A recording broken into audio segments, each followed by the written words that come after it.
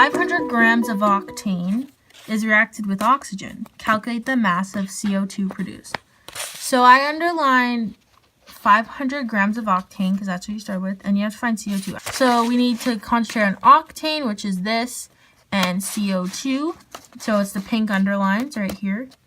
So we go from mass to mass. So we start off here, mass A to moles A to moles B to mass B. So this is 3-step calculation. So like 1 step, 2 step, 3 step. So start off with what you are given. 500.0 grams of C8H16. That is octane.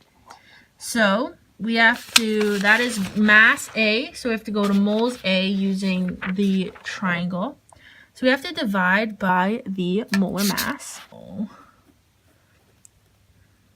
H16, and you divide by the molar mass because you have to cancel out the grams.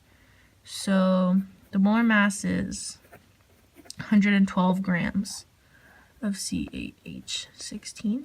So now the grams cancels out. So now we're at moles A.